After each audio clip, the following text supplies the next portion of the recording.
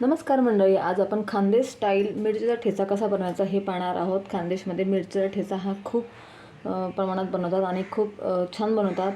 लोकांना हा खूप आवडतो. तुम्ही भाकरीसोबत, चपातीसोबत किंवा डाळ भातसोबतसुद्धा खाऊ शकतात आणि अगदी टेस्टी लागतो. आज तुम्हाला मी त्याच पद्धतीने ठेचा बनवून दाखवणार आहे. इथे मी अशा पद्धतीच्या जाड फिक्या मिरच्या घेतलेल्या आहेत. ठेचा बनवण्याकरताना तुम्ही फिक्याच मिरच्या घ्या.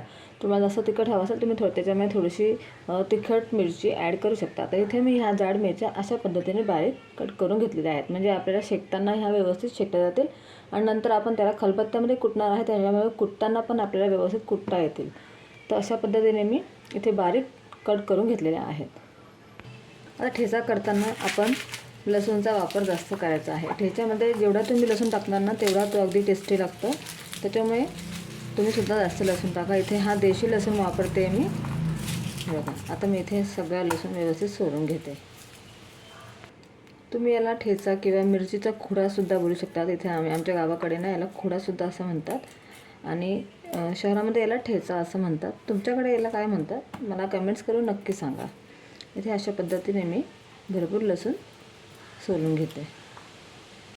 हे बघा, आता इथे मी अशा पद्धतीने एवढा मोठा लसूण असं सोलून घेतलेला आहे. आता इथे एका साईडला मी तवा ठेवलेला आहे. हा तवा ना खास मी मसाला वगैरे शेकायला, कांदा शेकायला असं म्हणून वापरते. इथे आपण थोडेसे शेंगदाणे याच्यावर शेकून घेणार आहे.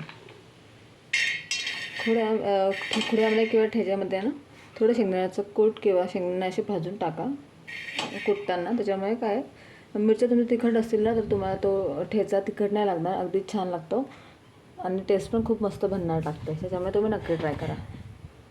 किंवा तुम्ही स्किपही करू शकता. तुम्ही फक्त मिरची, लसूण आणि कोथिंबीर टाकून ठेचा बनवू शकतात. पण इथे मी थोडेसे शेंगदाणे हे टाकते, त्याच्यामुळे ना खूप छान टेस्ट येते आणि खाताना पण अगदी शेंगदाण्यांचा क्रंचीनेसपणा लागतो. त्याच्यामुळे मी शेंगदाणे थोडेफार टाकतेच. आता याला आपल्याला थोडेसे भाजून घ्यायचे आहेत.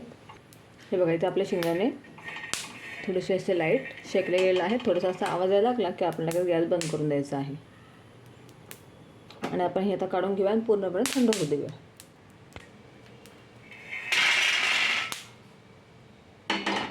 आता आपण त्याच गरम तव्यावरती आपण ज्या मिरच्या कापल्या होत्या त्या टाकून घेतल्या. तर ह्या मिरच्यानं सगळ्यात पहिल्यांदा मी स्वच्छ धुवून घेतल्या होत्या, पुसून घेतल्या आणि नंतर कापून घेतल्या.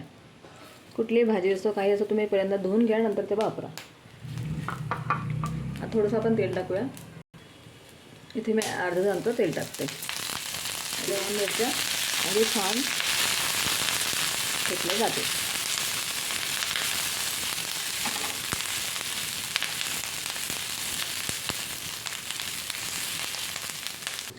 बघा, मिरच्या मस्त शेकल्या गेलेल्या आहेत. एकदम जास्त तुम्ही त्याला असं काळपट करू नका, त्याला त्याची टेस्ट ना बिघडून जाईल. आता आपण याच्यामध्ये आपण जे सोललेले लसूण होते ना ते टाकून देऊया. म्हणजे थोडेसे ना हे सॉफ्ट होतील आणि जेव्हा आपण त्यांना खलबत्त्यामध्ये कुटू तेव्हा ते अगदी सहज कुटले जातील. त्याचा फ्लेवर पण खूप छान लागेल.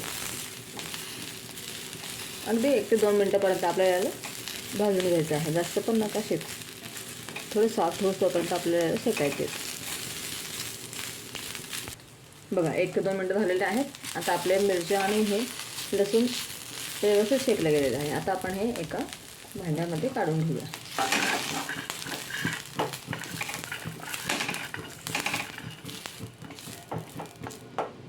आता आपण लगेचच गरम गरम याला खलबत्त्यामध्ये टाकून कुटून घेऊया. तुमच्याकडे खलबत्ता नसेल तुम्ही मिक्सरमध्ये पण त्याला पल्स मोडवरती फिरवून करू शकतात. पण मिक्सरमध्ये करण्यापेक्षा अशा पद्धतीने खलबत्त्यामध्ये किंवा ते सिलबट्टा असतो दगडात त्याच्यामध्ये पण तुम्ही बनवू शकता. त्याची टेस्ट अगदी वेगळी लागते आणि अगदी मस्त गावरान पद्धतीचा बनतो तो खुडा आणि याची टेस्ट आहे ना छान लागते कुटून. आता आपण याच्यामध्ये मिरची आणि लसूण टाकून घेतली. आता हे जे शेंगदाणे होते त्याचे मी पुरं साल काढून घेतले, कुठे कुठे राहिले ते झालेत, तर ते पण आपण याच्यात टाकून घेऊया. चवीपुरतं मीठ टाकूया. तुमच्याकडे जर कोथिंबीर असेल तर याच्यामध्ये भरपूर कोथिंबीर टाका. आता माझ्याकडे कोथिंबीर नव्हती त्याच्यामुळे मी नाही टाकते. जर असेल ना तर भरपूर टाका, त्याच्यामुळे पण खूप छान टेस्ट येते. माझ्याकडे कोथिंबीरची मी काय करते, कोथिंबीर स्वस्त असली की कोथिंबीरची ना सुकवून पावडर बनवून ठेवते. आता मी ती पावडर टाकणार आहे, पण मी नंतर टाकेल. आता आपल्याला याला अगदी मस्त कुटून घ्यायचं आहे.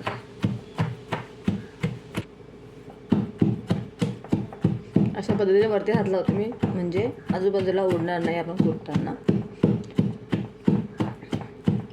जर तुम्हाला भाजी करायचा कंटाळा आला असेल ना, तर तुम्ही ही रेसिपी नक्की ट्राय करा. हा ठेचा तुम्ही नक्की ट्राय करून बघा.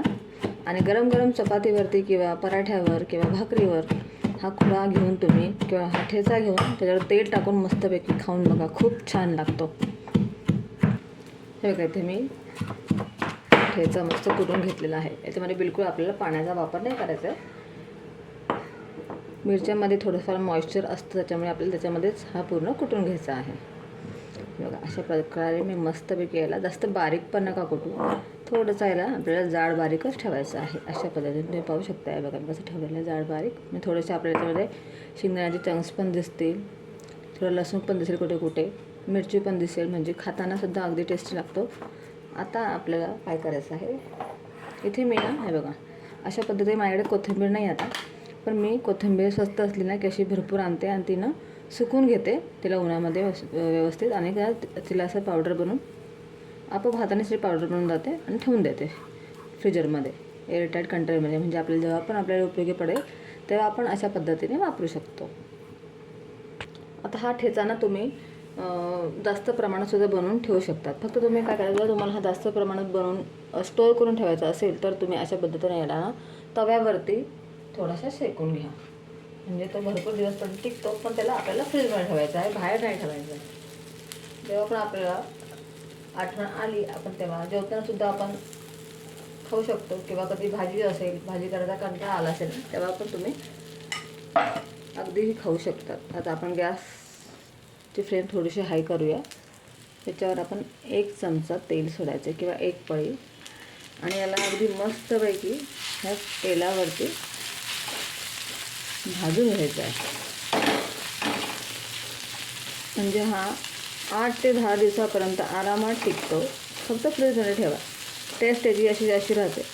जेव्हा आठवण आली तेव्हा काढा आणि खा, याचा आनंद घ्या. मी असाच भरपूर करून ठेवते, म्हणजे भाजी कधी आवडली नाही घरात कोणाला तुम्ही त्यांना देऊ शकता थोडासा.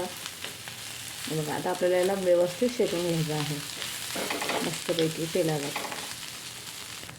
आता ह्या स्टेजला मी याच्यामध्ये टाकणार आहे कोथिंबीरची पावडर. जर तुमच्याकडे फ्रेश कोथिंबीर असेल तर तुम्ही नक्की तो भरपूर टाका. आता माझ्याकडे नव्हता म्हणून मी हे वापरलेलं आहे, पण कोथिंबीर याच्यामध्ये टाकायची, त्याच्यामुळे छान टेस्ट येते. बघा, आता मस्तपैकी याला शेकून घ्यायचं. कोथिंबीर टाकल्यामुळे ना छान ग्रीन कलर पण येईल. आता मी याला मस्तपैकी ना शेकून घेते. आता याची काही अशी क्वांटिटी नाही आहे की तुम्ही मिरची एवढा घ्या, शेंगदाणे एवढे घ्या, तसं काय. तुम्ही तुमच्या आवडीप्रमाणे मिरची जास्त घेऊ शकतात. फक्त याच्यामध्ये आपल्याला लसूणचं प्रमाण जास्त घ्यायचं आहे. बाकी मिरची तुम्ही तुमच्या अंदाजे घेऊ शकतात. तुम्हाला तिखट हवं असेल तुम्ही तिखट मिरची घ्या किंवा फिक्की घ्या. आणि शेंगदाणे पण तुम्ही तुमच्या आवडीप्रमाणे कमी जास्त टाकू शकतात किंवा नाही टाकले तरी पण चालतील, पण इथे मी टाकते. बघा, इथे आपला ठेचा तयार झालेला आहे आणि छान शेकला पण गेलेला आहे तो. आता आपण गॅस बंद करून देऊया आणि याला काढूया. बघा, इथे आपला मिरचीचा ठेचा तयार झालेला आहे आणि हा मस्तपैकी थंड झालेला आहे. तो पाहता किती मस्त बनलेला आहे आणि हा खूप दिवसापर्यंत टिकून राहतो. फक्त फ्रीजमध्ये ठेवा. आता मी याला सर्व करणार आहे मस्तपैकी गरमागरम पराठ्यावर. तुम्ही पराठ्यांवर, चपातीसोबत, भाकरीसोबत, कशाही सोबतही खाऊ शकतात. मस्तपैकी गरम गरम पराठ्यावरती असा भरपूर ठेचा घ्यायचा, त्याच्यावरती तेल टाकायचं आणि याला मस्तपैकी एन्जॉय करायचा फोडलेल्या कांद्यासोबत. बघा, अगदी मस्त टेस्टी बनतं. अशा पद्धतीने आम्ही खातो आणि खूप टेस्टी लागतो. तुम्ही पण नक्की ही रेसिपी ट्राय करा. रेसिपी आवडल्यास लाईक, शेअर, सबस्क्राईब करायला विसरू नका. इंस्टाग्राम आणि फेसबुकवर जर तुम्ही रेसिपी पाहत असणार तर नक्की ही रेसिपीला फॉलो करा आणि जास्तीत जास्त रेसिपी बघण्याकरता माझ्या रेसिपीला एक कमेंट्स आणि लाईक करायला विसरू नका. बाय.